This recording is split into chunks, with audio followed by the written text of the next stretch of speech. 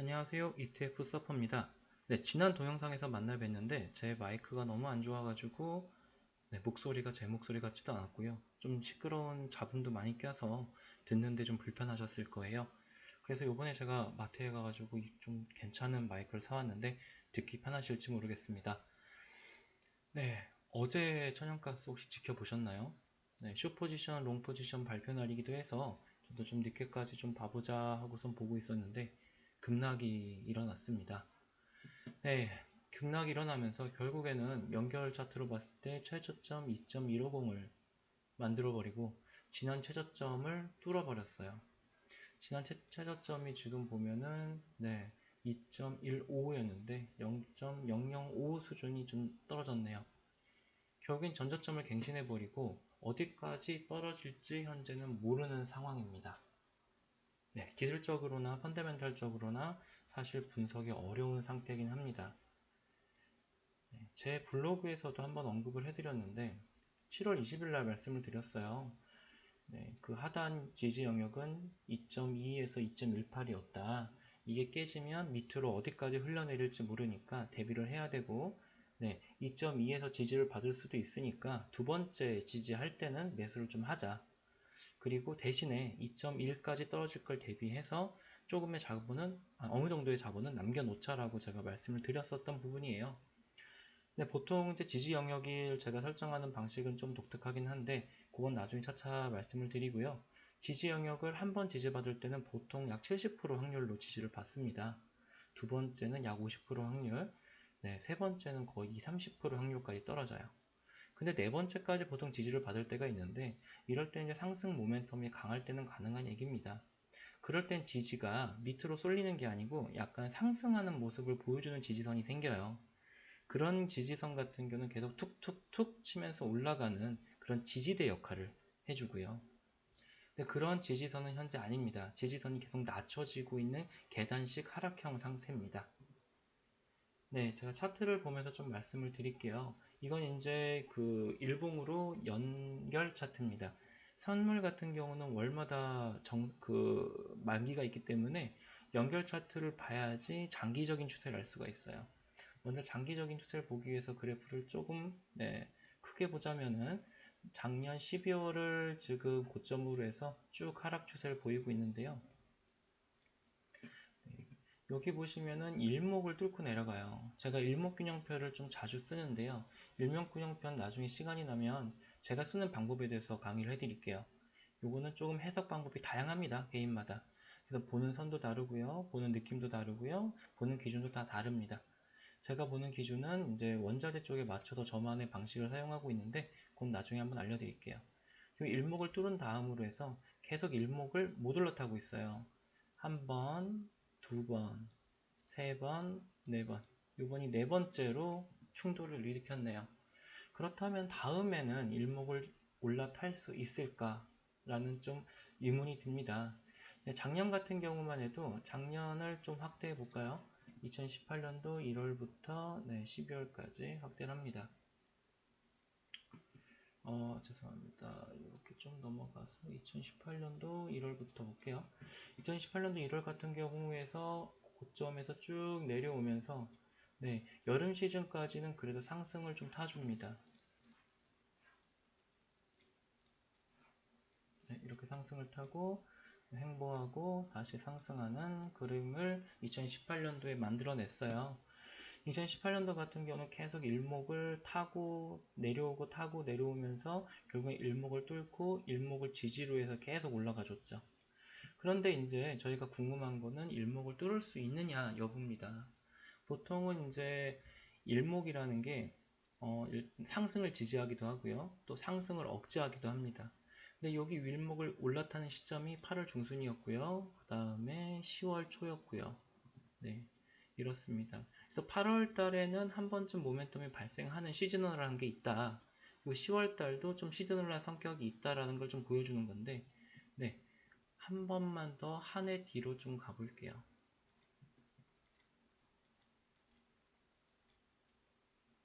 2017년도입니다. 2017년도 3월부터 지금 나와 있는 그래프인데요. 2017년도 같은 경우도 지금 9월 달에 위로 올라탔고요. 그 다음에 11월 달에 한번 올라탑니다. 그래서 지금 보시는 것처럼 과거에도 그 가을 시즌, 그러니까 10월달, 9월달, 그리고 인젝션 시즌이 끝나는 11월 초에는 일목위로 올라가는 성향이 있어요. 그렇기 때문에 제가 이번 블로그에 소개드렸던 저항을 말씀드렸던 게 여기 바로 일목 하단 부분입니다. 일목 하단 부분을 다시 한번 치고 내려올 가능성이 높습니다. 어디서 반등을 하던 간에요. 그런데 이제 투자자 관점에서는 연결로 보시는 것보다는 해당 월물로 보시는 게 좀 더 정확히 판단하실 수 있는 근거가 돼요. 그래서 보여드리면은 만약에 이 부분에서 반등을 치더라도 여기서 다시 부딪힐 가능성이 높습니다. 왜냐하면 아직 펀더멘탈적으로 올라갈 수 있는 힘이 약해요. 힘이 약하기 때문에 결과적으로는 MM이라든지 다른 투기적 세력들이 돈을 넣어줄, 즉 콜잡이를 해줄 명분이 없다는 거예요. 사실 명분이 부족하다는 표현이 맞겠죠. 그렇기 때문에 여기에서 한 번 더 저항을 받을 가능성이 높아서 여기를 제가 1차 스윙 라인으로 잡았습니다. 기술적 분석은 이 정도 말씀을 드리고 저희 카톡방에서는 제가 반등이 나오는 시점에 대해서 말씀을 좀 드릴게요. 그래서 반등이 나오면은 이 정도는 반등으로 보고 일부분 매수해도 좋겠다. 신규 들어가시는 분은 적절한 수준에 한 30% 정도 들어가자라는 거 추천을 드리고요. 그리고 만약에 기존에 물려 계신 분들 같은 경우는 2.1 정도에서는 제가 남겨달라고 했던 비중이 있었을 거예요. 블로그에 보시면은 아까 그 저항에서 한번 물을 탔고 그 다음에 한 번 더 물을 탔는데 2.1에서 한번 타자.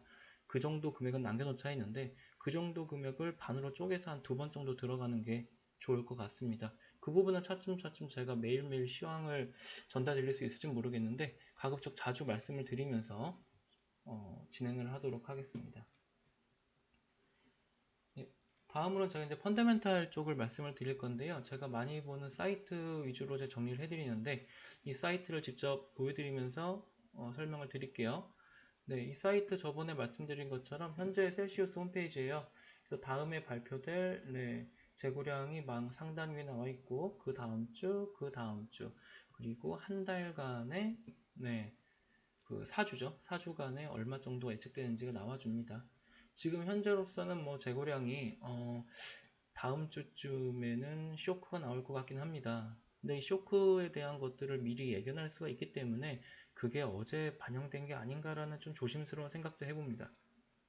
근데 이제 단기 그래프를 볼게요. 이제 우리가 투자할 때는 일기예보가 굉장히 중요하죠. 특히 이거는 단기 일기예보입니다. 상단에 있는 것이 ECWF, 아래에 있는 게 GFS 앙상블인데요. 이 EC 같은 경우는 유럽 모델이라 해서 좀 더 신뢰도가 높다고 하는데 이 두 가지 모델이 시기에 따라서 신뢰도가 높을 때가 있고 낮을 때가 있고 좀 번갈아 갑니다. 근데 이거를 보실 때 절대값을 보는 것도 중요합니다. 여기 30년 요 평균보다 위에 있냐 아래에 있냐를 보시는 건데요. 뭐가 뜨네요. 30년보다 위냐 아래냐를 보셔야 되는데 그것보다 현재 상태에서는 두 개가 많이 엇갈리기 때문에 추세를 보시는 게 맞습니다. 다행히도 약간은 고개를 드는 듯한 모습인데 아직은 확신을 갖기 어려운 상태입니다. 그리고 제가 뭐 블로그에 안 써드렸지만 그 하단에 보시면은 이 부분이 파워 번 디맨드라고 해서 파워 플랜트에서 좀 사용하고 있는 것을 좀 나타내주고 있는 거고요. 그리고 제일 하단에 보시면은 현재 미국의 기온을 어제와 평년 기온을 비교해서 나타내주고 있습니다. 그 다음에 제가 또 많이 보는 부분이 또 어느 부분이냐면요. 웨더 데이트 쪽입니다. 웨더 데이트 중에서 아까 그 단기는 봤으니까 중기를 볼게요. 중기를 보시게 되면은 3에서 6주, 이 부분입니다. 앞으로 이제 3에서 6주간 어떻게 이제 진행이 되는지에 따라서 그림이 나와 있는데, 이 파란 부분은 좀 추운데, 이제 평년보다 말씀이죠. 그 다음에 이렇게 빨개질수록 더워지는 부분입니다. 보시는 것처럼 그다지 좀 상방 지지에 불리한 듯한 모습을 보여주고 있는데 아래 보시면은 그래프로도 설명이 돼요. 그래서 8월 9일부터 9월 5일까지의 기온을 나타냅니다. 그래서 이제 포캐스트 예측하고 평년 기온이 있는데 다행히도 포캐스트가 좀 높습니다. 하지만요, 이제 8월 달이에요. 8월 달 같은 경우는 좀 내륙 같은 경우는 아침 저녁으로는 시원합니다. 그리고 낮에만 뜨거워요. 그래서 이제 냉방 수요가 많이 줄어들 가능성이 높습니다. 물론 이제 해안가 쪽 같은 경우는 밤에도 어느 정도 좀 더워지는 경향이 좀 있긴 한데 이 부분도 역시 8월에서 9월로 넘어가게 되면은 냉방 수요가 그다지 증가한다. 보기는 좀 어려워 보이긴 합니다. 네, 그리고 제가 다음으로 보는 게 여기 트루웨더의 GFS 앙상블을 기준으로 한 CDD 분석입니다. 네, 아래 부분에 보시면은 여기는 HDD죠. 여기는 히팅이에요. 이건 나중에 겨울에 보도록 할게요. 여기는 난방이 필요한 정도를 표현한 거고요. 네, 쿨링 디그리 데이즈라고 해서 이 부분을 좀 볼게요. 요 보시면은 지금 오늘 날짜 기준으로 해서 점점점 증가했다가 다시 하강하는 느낌이고요. 네, 평년보다 아래에 있네요. 일기예보상으로도 현재 상승에 대한 모멘텀은 없는 상황입니다. 네, 좀 아쉬운 상태죠. 그래서 지금은 사실 관망하는 게 좋습니다. 새로 자금을 투자하시는 분이라면 관망하시는 게 낫고, 네, 추가로 자금을 넣으실 분이라면, 네, 흔한 말로 물타기라고 하죠. 물타기를 하실 분이라면 조금 현재 남은 자금을 고려해서 분할해서 다시 들어가는 게 어떨지, 네, 손절이 아니고요. 분할해서 다시 들어가는 게 어떨지 말씀드립니다. 이태인 같은 경우에 너무 지금 마이너스가 큰 경우 있지 않습니까? 마이너스 10, 20% 되시고 투자 금액이 한 1억 넘어가시면은 세금 문제가 좀 복잡해져요. 나중에 상승했을 때 네, 손절하고 상승했을 때 세금 문제가 복잡해지기 때문에 차라리 지금 여름 시즌까지는 어느 정도 갖고 가는 게 좋지 않을까.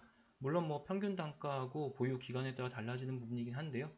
요거는 카톡방에 저한테 문의를 주시거나 아니면 블로그에 댓글 달아주시면 제가 확인하도록 하겠습니다. 네, 이건 좀 재밌는 페이지라서 제가 갖고 왔습니다. 주소는 이제 windy.com이라는 곳인데요. 여기는 이제 일기예보에 따라서 애니메이션을 볼 수 있는 곳이에요. 네, 보시면은 네, 앞으로 지금 토요일을 지나고 있고요. 네, 일요일 날씨 굉장히 뜨겁습니다. 일요일 날씨 지나고 있고요. 네, 월요일 날씨로 이제 넘어가게 됩니다. 월요일, 네, 살짝 뜨겁지만, 네, 감소하기 시작합니다. 많이 차가워지죠. 화요일 정오로 가볼게요. 화요일 정오지만 상당히, 네, 차갑습니다. 네, 수요일로 넘어갑니다. 수요일 넘어가게 되면, 뜨거워요. 뜨거운데, 다시 감소하게 되고요. 네, 다시 목요일로 넘어가서 네, 목요일도 뜨겁지만 네, 다시 감소하게 되고 네. 근데 여기서 지금 그림을 보셨겠지만요. 이 부분 잠시 멈춰볼게요. 이게 지금 금요일 날 오후의 날씨를 뜻하는데요. 여기 보시는 대로 지금 서부 쪽은 뜨거운데 뉴욕 이 동북부 쪽은 지금 온도가 평년보다 낮은 수준이에요. 그래서 윈디에서도 봐도 지금 뭐 GFS 기준이긴 하지만 상당히 유리한 상황은 아니다. 네, 다행히도 서쪽은 좀 뜨거운 편이네요. 다음으로 제가 많이 보는 게 그 로에니 쪽의 에너지닷컴이라는 곳인데요. 이쪽은 이제 선물하고 현물 그래프를 보여주는 곳이에요. 네, 제가 예전에도 설명드렸듯이 이렇게 갭이 발생하면 다시 수렴한다. 근데 상방에서 수렴할지 하방에서 수렴할지는 알 수는 없습니다. 그래도 두 가격이 만나는 점이 생기는데 현재는 지금 수렴 상태입니다. 불행하게도 이 데이터도 한 2, 3일 전쯤을 기준으로 하고 있어서 네, 뭐 전체적으로 다 미리 반영할 수는 없지만 내용은 그렇습니다. 그래서 지금 수렴을 했고 선물은 지금 이렇게 떨어진 상태죠. 또 다음 주에 업데이트가 됩니다. 현물 가격이 쫓아 내려갔는지 아니면 횡보했는지 올라갔는지 따라서 네, 저의 투자 방향도 좀 바뀔 것 같아요. 만약 현물은 올라가는데 선물이 하락했다.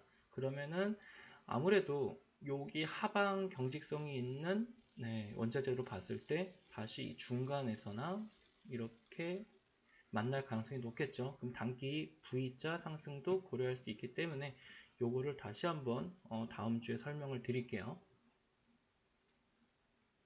네, 그리고 다음으로 저희가 이제 보여드릴 게 어제 발표한 그 가스 숏 앤 롱 포지션입니다. 네, 오늘 좀 말씀드릴 게 많아서 15분이 넘어가고 있네요. 네, 여기 보시면요. 그동안 우리가 많은 블로그에서 얘기했을 때 이 숏 포지션이 감소하는 모습을 보고 이제 들어가도 되겠다라고 말씀하신 분도 있어요. 네, 그분을 비판하는 건 아니에요. 근데 제가 말씀드릴 때 이 숏은 감소했지만 롱도 감소했다. 네, 이렇다는 얘기는 아직 롱을 잡을 만한 논리가 부족하고 숏 투자자들은 네, 어느 정도 이익 실현을 하면서 지켜보고 있다가 네, 어제 발표된 거에 또 다시 크게 증가했다. 이렇게 해석이 가능하고요. 그 다음으로 또 볼 수 있는 게 이제 레이시오인데요. 이제 비중입니다. 롱에 대한 비중인데 다시 예, 롱이 감소하고 있는 모습, 즉 숏이 많아지는 모습을 보여주고 있어요. 네, 그리고 이제 오픈 인터레스트인데요. 오픈 인터레스트는 이제 우리나라 말로 미결제 계정입니다. 미결제 계정 같은 경우는 지금 이 부분, 큰 부분부터 다시 내려오고 다시 횡보하고 있는데요. 이게 어떤 뜻으로 받아들이는 게 좋냐면 미결제 악정이 증가했다는 것은 현재 이 시장에 돈이 많이 증가했다라는 뜻입니다. 그럼 이제 그래프와 연계해서 봤을 때 지금 현재 어떻게 되고 있죠? 가격이 떨어지고 있어요. 선물 가격이. 그런데 행보하지만 약간 올라가고 있죠. 떨어지고 있는데 자금이 증가하고 있다는 것은 숏에 베팅하는 사람들의 비중이 높아졌다라고도 생각을 할 수 있습니다. 물론 100%는 아닙니다.